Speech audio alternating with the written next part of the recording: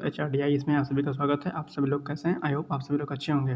देखिए, चैनल पर जो भी लोग नया है, प्लीज़ आप लोगों से रिक्वेस्ट है कि प्लीज़ चैनल को लाइक शेयर एंड सब्सक्राइब कर दें, ताकि कोई भी अपडेट हो वो सबसे पहले आप तक मिलती रहे। इसके अलावा इस चैनल के माध्यम से, जैसा कि आप सभी लोगों को पता होगा कि डेली मॉर्निंग में इसमें करंट अफेयर्स अपडेट होता है, जो कि आपकी आगामी ROA परीक्षा, UPPC 2024 की परीक्षा, BPSC, RS और अन्य लोक सेवा आयोग से संबंधित परीक्षाओं के लिए उपयोगी होता है। इसके साथ साथ में आपको 10,000 MCQs कराए जाते हैं, जो कि आपकी UPPCS और अन्य जो परीक्षाएं होती हैं उसके लिए महत्वपूर्ण होता है। इसके साथ साथ में डेली शाम को आपकी क्लास होती है GS की, जो कि फ्री ऑफ कॉस्ट होती है। स्पेशली GS की क्लास होती है, जो कि UPPCS और RO के लिए डेडिकेटेड क्लासेस है। तो चलिए फिर आज का सेशन स्टार्ट करते हैं। देखते हैं कि पॉलिटी के 10 महत्वपूर्ण प्रश्न कौन से हैं जो अक्सर परीक्षा में पूछे जाते हैं। आइए बात करते हैं सबसे पहले प्रश्न पर। पहला प्रश्न है कि नीति आयोग के संदर्भ में निम्नलिखित कथनों पर विचार कीजिए। पहला कथन कि नीति आयोग भारत सरकार के नीति निर्माण का शीर्ष प्रबुद्ध मंडल अथवा थिंक टैंक है। दूसरा है ऑप्शन है 1 जनवरी 2016 को नीति आयोग का गठन किया गया था। तीसरा इसका ऑप्शन है उपाध्यक्ष की नियुक्ति प्रधानमंत्री द्वारा की जाती है। उपरोक्त कथनों में से कौन सा कथन सत्य है, ये पूछा है इसमें से। तो इसका जो राइट आंसर है वो है ए, यानी कि 1 और 3 इसमें सही हैं। 1 और 3 यानी कि ये वाला और ये वाला, यानी कि नीति आयोग भारत सरकार का नीति निर्माण का शीर्ष प्रबुद्ध मंडल अथवा थिंक टैंक है। उपाध्यक्ष की नियुक्ति प्रधानमंत्री द्वारा की जाती है, ध्यान रखिएगा, ये इंपॉर्टेंट है। और इसके जो अध्यक्ष होते हैं वो प्रधानमंत्री होते हैं, ये भी ध्यान रखिएगा। ठीक है, आइए इसकी व्याख्या देखते हैं। देखिए, व्याख्या है कि 13 अगस्त 2014 को तात्कालिक सरकार ने 65 वर्ष पुराने योजना आयोग को भंग कर 1 जनवरी 2015 को नीति आयोग की स्थापना की। ये प्रश्न भी पूछ लेता है आपसे, ध्यान रखिएगा। ओके, दूसरा पॉइंट है कि नीति आयोग भारत सरकार का नीति निर्माण का शीर्ष प्रबुद्ध मंडल अथवा थिंक टैंक है। यह भारत सरकार के लिए रणनीतिक एवं दीर्घकालीन नीतियों एवं कार्यक्रमों का प्रकल्प तैयार करते हुए नीति आयोग के केंद्र एवं राज्यों को प्रासंगिक तकनीकी सलाह भी देता है। इसके अलावा भारत के प्रधानमंत्री नीति आयोग के अध्यक्ष होते हैं तथा उपाध्यक्ष की नियुक्ति प्रधानमंत्री जी करते हैं, ध्यान रखिएगा। ओके, नेक्स्ट क्वेश्चन कि राष्ट्रीय विकास परिषद के संदर्भ में लिखित कथनों में से कौन सा कथन सत्य है। ए, राष्ट्रीय विकास परिषद यानी कि NDC से बोलते हैं कि स्थापना अगस्त 1957 में भारत सरकार के एक कार्यपालिक के संकल्प द्वारा की गई थी। दूसरा है बी, यह एक संवैधानिक निकाय है। सी, भारत के प्रधानमंत्री इसके अध्यक्ष होते हैं। और डी ऑप्शन है इसका कि नीति आयोग के विपरीत राष्ट्रीय विकास परिषद के सदस्यों में राज्यों के मुख्यमंत्री सम्मिलित नहीं होते हैं। इसका जो राइट आंसर है वो हो जाएगा क्या है, सी ऑप्शन, यानी कि सत्य जो इसका कथन है क्या हो जाएगा, सी है। भारत के प्रधानमंत्री इसके अध्यक्ष होते हैं, किसके, राष्ट्रीय विकास परिषद के। आइए इसकी व्याख्या देखते हैं कि राष्ट्रीय विकास परिषद की स्थापना 1954 में भारत सरकार के एक कार्यपालिकीय संकल्प द्वारा की गई थी, जिसकी अनुशंसा प्रथम पंचवर्षीय योजना में की गई थी। ये पॉइंट भी ध्यान रखिएगा। राष्ट्रीय विकास परिषद ना तो संवैधानिक निकाय है ना ही वैधानिक निकाय है। NDC के अध्यक्ष भारत के प्रधानमंत्री होते हैं। NDC मतलब कि राष्ट्रीय विकास परिषद।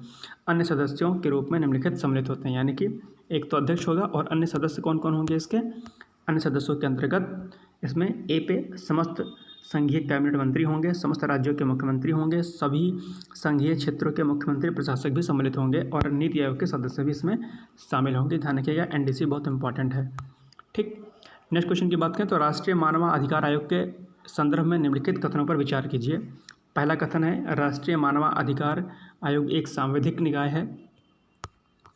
दूसरा है राष्ट्रीय मानवाधिकार आयोग के अध्यक्ष भारत के सेवानिवृत्त मुख्य न्यायाधीश या एक उच्चतम न्यायालय का न्यायाधीश होना चाहिए। तीसरा है राष्ट्रीय मानवाधिकार आयोग का गठन मानवाधिकार संरक्षण अधिनियम 1993 के तहत किया गया था। पूछा है कि उपयुक्त कथनों में से कौन से सही हैं, यानी कि राइट पूछा है। तो इसका जो उत्तर हो जाएगा वो हो जाएगा आपका डी, यानी कि ये ऊपर के जितने भी कथन हैं ये सारे के सारे क्या हैं, सही हैं इसके। ठीक, आइए इसकी व्याख्या देखते हैं कि मानवाधिकार आयोग एक सांविधिक निकाय है। इसका गठन संसद में पारित अधिनियम के तहत हुआ था, जिसका नाम मानवाधिकार संरक्षण अधिनियम 1993 था, ध्यान रखिएगा, इंपॉर्टेंट पॉइंट है। आयोग का अध्यक्ष भारत का कोई सेवानिवृत्त मुख्य न्यायाधीश होता है, यानी कि जो रिटायर हो चुका हो, या एक उच्चतम न्यायालय यानी कि सुप्रीम कोर्ट का न्यायाधीश होना चाहिए। ठीक, इसके अलावा क्या है कि आयोग के अध्यक्ष एवं सदस्यों का कार्यकाल 3 वर्ष अथवा जब उनकी उम्र कितनी हो 70 वर्ष की जो भी पहले हो का होता है। साथ ही यह पुनर्नियुक्ति के पात्र भी होते हैं, ध्यान रखिएगा। नेक्स्ट क्वेश्चन है राज्य मानवाधिकार आयोग के अध्यक्ष व सदस्यों का कार्यकाल कितना होता है। इसका जो राइट आंसर है वो हो जाएगा सी, यानी कि 3 साल या 70 वर्ष की आयु दोनों में से जो भी पहले हो वो राज्य मानवाधिकार आयोग के कार्यकाल का टाइम होता है, टाइम पीरियड होता है। ठीक, आइए इसकी व्याख्या देखते हैं कि राज्य मानवाधिकार आयोग के अध्यक्ष एवं अन्य सदस्यों का कार्यकाल 3 वर्ष या 70 वर्ष की आयु दोनों में से जो भी पहले हो, यानी कि 3 वर्ष का कार्यकाल हो चुका हो या फिर 70 वर्ष की आयु अगर 3 साल से पहले पूरी हो जाती है तो भी रिटायर हो जाते हैं। साथ ही ये पुनः नियुक्ति के पात्र भी होते हैं, ध्यान रखिएगा, इंपॉर्टेंट पॉइंट है ये। नेक्स्ट क्वेश्चन है कि राज्य मानवाधिकार के संबंध में निम्नलिखित कथनों पर विचार कीजिए। पहला जो कथन है आपका वो है कि राज्य मानवाधिकार के अध्यक्ष एवं अन्य सदस्यों की नियुक्ति कौन करते हैं? राज्यपाल करते हैं। दूसरा कथन है इसका, आयोग के अध्यक्ष एवं अन्य सदस्यों को उनके पद से राज्यपाल ही हटा सकते हैं, न कि राष्ट्रपति। आयोग के अध्यक्ष व अन्य सदस्यों के वेतन भत्ते अन्य सेवा शर्तों का निर्धारण केंद्र सरकार करती है, न कि राज्य सरकार करती है। अब इसमें से पूछा कौन से कथन असत्य हैं, यानी कि कौन सा गलत कथन है वो आपको बताना है। तो इसका जो राइट आंसर हो जाएगा वो हो जाएगा आपका ऑप्शन नंबर सी, यानी कि 2 और 3 गलत हैं। क्या 2 और 3, यानी ये वाला गलत है, ये वाला गलत है, बाकी जो ऊपर वाला है वो सही है। आइए इसकी व्याख्या देखते हैं। यानी कि राज्य मानवाधिकार आयोग के अध्यक्ष एवं अन्य सदस्यों की नियुक्ति कौन करते हैं? राज्यपाल करते हैं, लेकिन उनके पद से केवल राष्ट्रपति ही हटा सकते हैं। ये पॉइंट ध्यान रखिएगा, कन्फ्यूज नहीं होइएगा। राज्य मानवाधिकार जो होता है उनके अध्यक्ष एवं सदस्यों की नियुक्ति तो राज्यपाल करते हैं, लेकिन हटा राज्यपाल नहीं सकते। हटाएगा कौन? उनके पद से केवल राष्ट्रपति ही हटा सकते हैं, ध्यान रखिएगा। राज्य मानवाधिकार आयोग के अध्यक्ष एवं सदस्यों के वेतन भत्ते अन्य सेवा शर्तों का निर्धारण राज्य सरकार करती है। उनके कार्यकाल के दौरान उनमें किसी भी प्रकार का आला अभिकारी परिवर्तन भी नहीं किया सकता है, ध्यान रखिएगा। नेक्स्ट क्वेश्चन, मानवाधिकार संरक्षण संशोधन अधिनियम 2019 जो कि पास किया गया था, विभिन्न प्रावधान एवं विशेषताएं निम्नलिखित हैं, इनमें से कौन सा सही नहीं है? यानी कि पूछा है कि कौन सा गलत है, इसमें सही नहीं है। ये चीज़ ध्यान रखिएगा आप लोग, सही नहीं है वाला। ऐसे प्रश्न अक्सर परीक्षा में आप लोग गलत कर देते हैं, ध्यान रखिएगा। ए ऑप्शन है कि इसमें प्रावधान किया गया है कि एक व्यक्ति जो सर्वोच्च न्यायालय का न्यायाधीश रह चुका है, भारत के मुख्य न्यायाधीश सहित राष्ट्रीय मानवाधिकार आयोग के अध्यक्ष पर नियुक्ति होने के लिए अर्ह होगा, यानी कि एलिजिबल होगा। दूसरा कथन है, इसके द्वारा राष्ट्रीय पिछड़ा वर्ग, राष्ट्रीय बाल संरक्षण आयोग तथा मुख्य आयुक्त दिव्यांगजन के अध्यक्षों को राष्ट्रीय मानवाधिकार संरक्षण आयोग का पदेन सदस्य बना दिया गया है। सी ऑप्शन है, इसके द्वारा राष्ट्रीय मानवाधिकार संरक्षण आयोग तथा राज्य मानवाधिकार संरक्षण आयोग के अध्यक्षों और सदस्यों का कार्यकाल 5 वर्ष से घटाकर कितना कर दिया गया है? 3 वर्ष कर दिया गया है।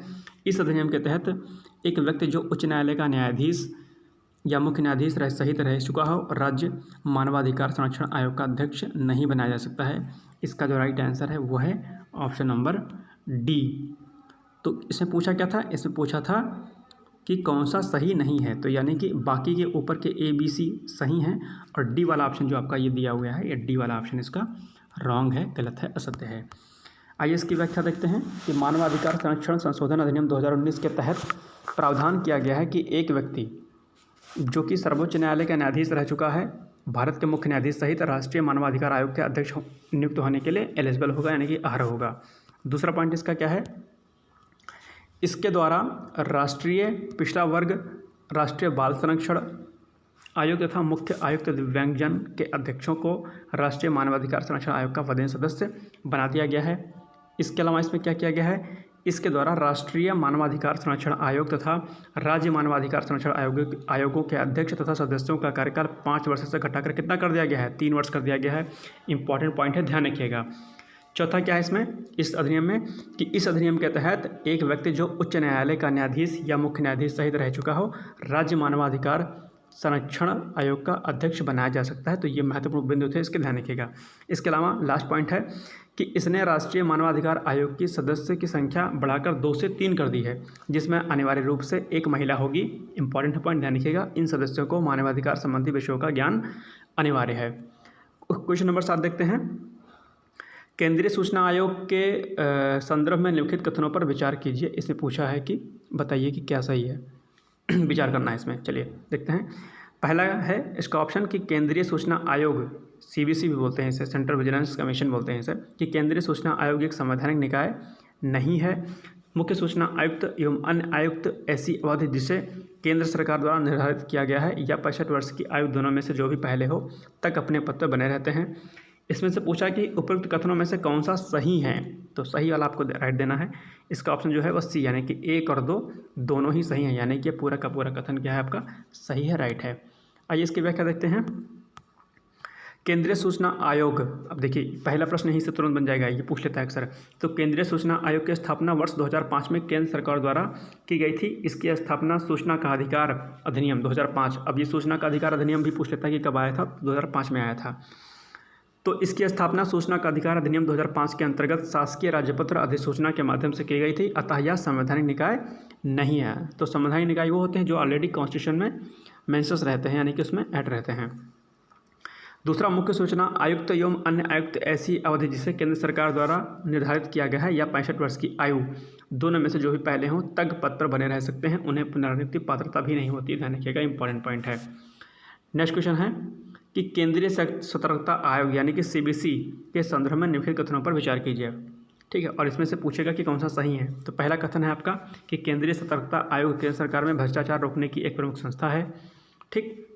दूसरा, भ्रष्टाचार रोकने पर बनाई गई संस्थानम समिति की सिफारिश पर इसका गठन किया गया था। ध्यान रखिएगा, इंपॉर्टेंट पॉइंट है। ठीक, इसका जो राइट आंसर हो जाएगा वो हो जाएगा आपका सी में क्या है, 1 और 2, यानी कि ये वाला पॉइंट भी आपका सही है और ये वाला पॉइंट भी आपका सही है, यानी कि सत्य है। आइए इसकी व्याख्या देखते हैं कि केंद्रीय सतर्कता आयोग यानी कि CBC सरकार में भ्रष्टाचार रोकने के लिए प्रमुख संस्था है। सन 1964 में केंद्र सरकार द्वारा पारित एक प्रस्ताव के द्वारा इसका गठन किया गया था। दूसरा, भ्रष्टाचार रोकने पर बनाई गई संस्थानम समिति कब, 1962 की सिफारिश पर इसका गठन किया गया था। इंपॉर्टेंट पॉइंट है, अक्सर परीक्षा में पूछा जाता है, ध्यान रखिएगा। तो CBC के बारे में प्रश्न हो गया। दूसरा, नवा क्वेश्चन है कि निम्नलिखित कथनों पर विचार कीजिए तथा असत्य कथन का चयन कीजिए। ए है, ठीक है, इसमें पूछा है कि असत्य कौन सा है, यानी कि कौन सा गलत कथन है। पहला है ओमबुड्स संस्था पहली बार 1809 में गठित की गई थी। बी ऑप्शन, प्रशासनिक सुधार आयोग के अनुसार राष्ट्रपति भारत के मुख्य न्यायाधीश, लोकसेवा आयोग अध्यक्ष व राज्यसभा के सभापति की सलाह पर लोकपाल की नियुक्ति करता है। सी ऑप्शन है इसका कि लोकपाल का एक अध्यक्ष होगा तथा अधिकतम 5 सदस्य होंगे जिनमें 20% न्यायिक सेवा के होंगे।